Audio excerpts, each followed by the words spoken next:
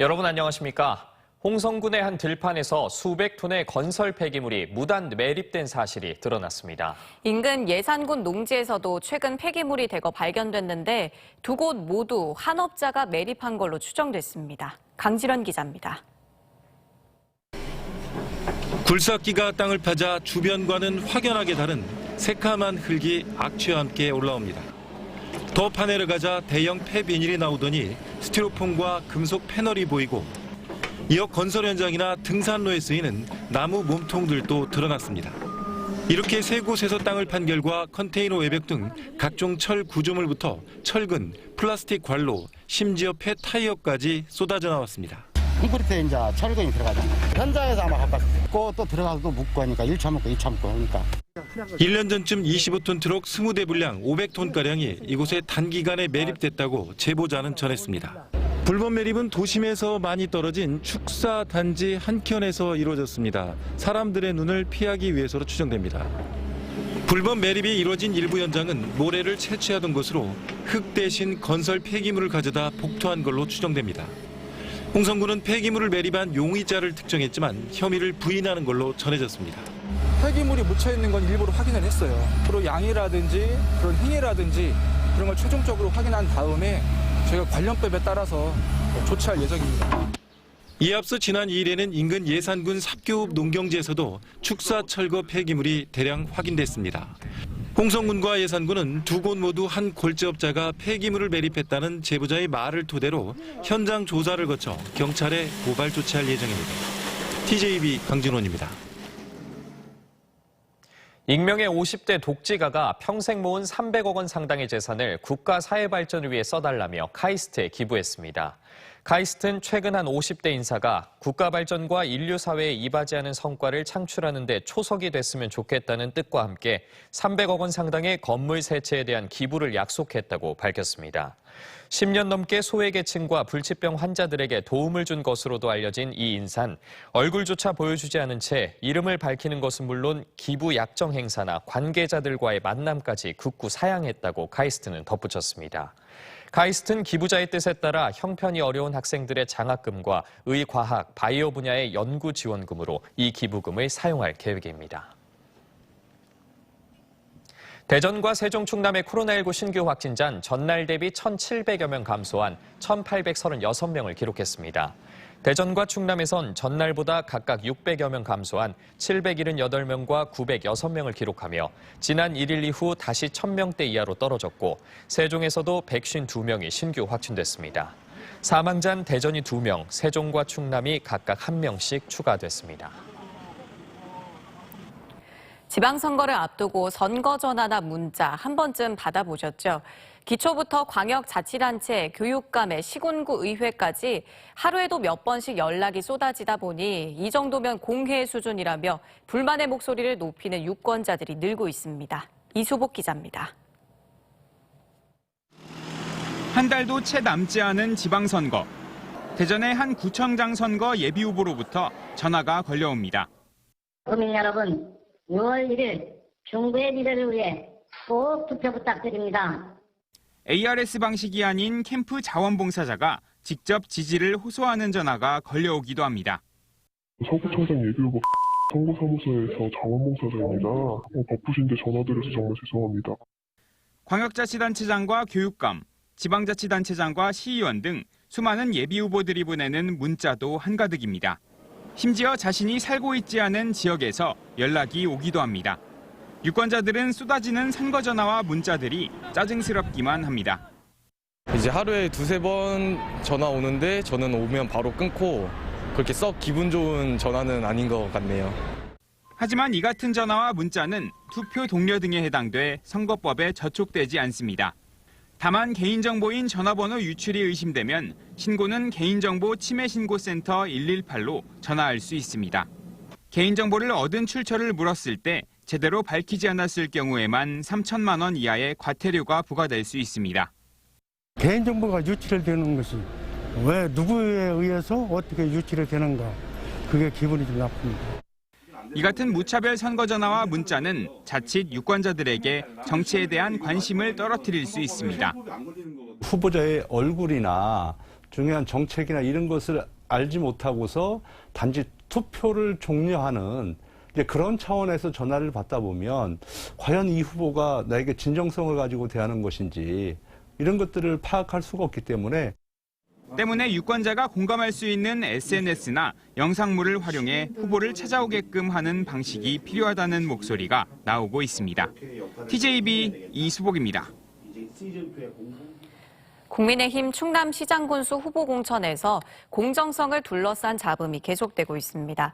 청양군수의 경우 예비 후보 5명이 경선을 벌인 가운데 1위 득표자가 성추행 전력으로 자격이 박탈되자 차점자가 1순위로 결정됐지만 무자격자가 참여한 경선은 무효라고 주장하는 타 후보 측이 공천 효력정지 가처분을 신청했습니다. 또 계룡시장 공천에서도 도당 공천관리위원회는 당초 이기원 예비 후보를 후보로 결정했다가 벌금형 전력이 드러나자 이응우 예비 후보로 변경했습니다. 이와 함께 태안군수 후보로 공천이 확정됐다가 탈당 경력자 감점 규정으로 탈락한 김세호 예비 후보도 당 결정에 대한 효력정지 가처분 신청을 법원에 제출했습니다.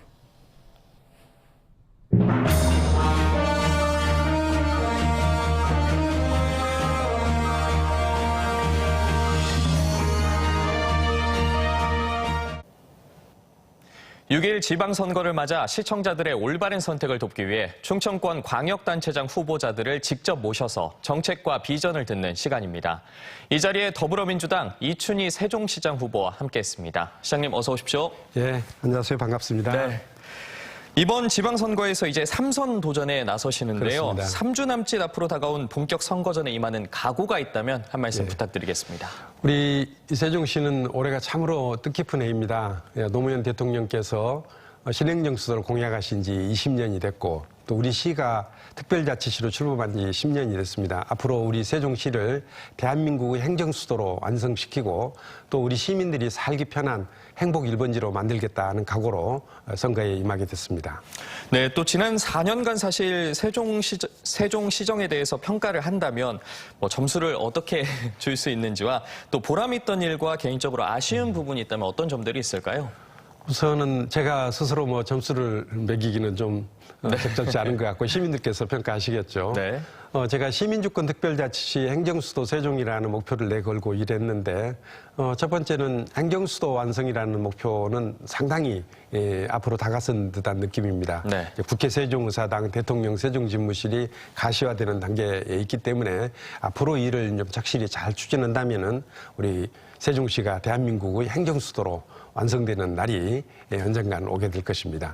두 번째는 이제 시민주권 특별자치시라는 이름으로 마을민주주의, 참여민주주의를 적극적으로 실행에 옮겼는데 우리 주민자치에 관한 한 우리 세종시가 대한민국의 최고 모범이 됐다 하는 그런 평가를 받고 있습니다. 네. 좀 아쉽다고 하면은 그동안 이제 코로나19 때문에 우리 소상공인을 비롯한 많은 시민들이 어려움을 겪고 계셨는데 이런 어려움들을 제가 충분히 좀 해소해 드리지 못한 점, 이런 점들이 저로서는 좀 아쉬운 부분이고, 그동안에 이제 도시의 골격을 좀 만드는 일에 치중했다면은 앞으로는 그 골격 위에 좀 살을 입히고 또 피가 잘 돌게 해서 시민들이 행복한 삶의 질이 아주 높은 그런 도시를 만드는 것이 앞으로 해야 될 일이다 하는 그런 생각을 하고 있습니다. 네, 이 국민의힘에선 이 최민호 후보가 확정이 되면서 전직 행정중심 복합도시 건설청장 출신 간 승부가 펼쳐지게 됐습니다. 이 지난 선거에 비해서 박빙이 될 거란 분석도 나오는데 상대 후보에 비해 강점이나 장점이 있다면 어떤 것들이 있을까요? 최민호 후보도 이제 행복도시 건설청장을 했지만 그 기간은 짧고 저는 그 전에도 신행정수도 추진 지원 단장 시절부터 시작해서 2003년부터 금년까지 거의 20년 가까운 시간을 주로 우리 세종시에 관한 일들을 했습니다. 그래서 이 도시의 입지를 정하고 설계를 하고 토지 보상을 하고 또 시장으로서 그동안 일을 해왔기 때문에 세종시의 구석구석을 잘 알고 세종시에 어떤 문제가 있는지 그 문제에 대한 해답이 뭔지 가장 잘하는 세종시에 관한 한 제가 최고 전문가다. 그런 측면에서 강점이 있다고 생각을 하고요. 두 번째는 아까 말씀드린 바와 같이 우리 세종시가 38만의 중견 도시로 성장하는 데 있어서 제가 많은 성과와 실적을 냈습니다. 예를 들자면은 정부 합동평가에서 우리 시가 계속해서 우수 평가를 받았던 것도 그렇고 또 주민의 삶의 질, 또 아동 행복 지수, 또 교통 안전 지수 이런 것들이 상위 평가를 받았던 그런 실적이 있습니다. 실적과 성과가 있다는 점이 두 번째 강점이고, 세 번째는 시민들을 모시고 시민들과 늘 소통하면서 시민과 대화를 하고 매주 정례 브리핑을 하면서 시민들과 한 몸이 되어서 일을 했다는 것도 강점이라고 볼 수가 있습니다. 무엇보다도 제가 내세우고자 하는 것은 제가 더불어민주당 소속이라는 것입니다. 우리 더불어민주당은 세종시를 처음에 공약을 했고 기획을 했고 실행에 옮겼던 언제든지 우리 세종시를 대한민국 행정수도로 만들겠다는 굳은 의지를 가지고 있는 정당이기 때문에 그 점이 있어서 세종시를 초기에 반대했던 국민의힘하고는 큰 차이점이 있다. 그래서 제가 더불어민주당에 소속돼 있는 자치단체장 후보라는 점도 저는 강점이라고 생각을 합니다. 네, 또 올해는 세종시 출범 10년으로 이제 민선 4기가 출범을 하게 되는데요.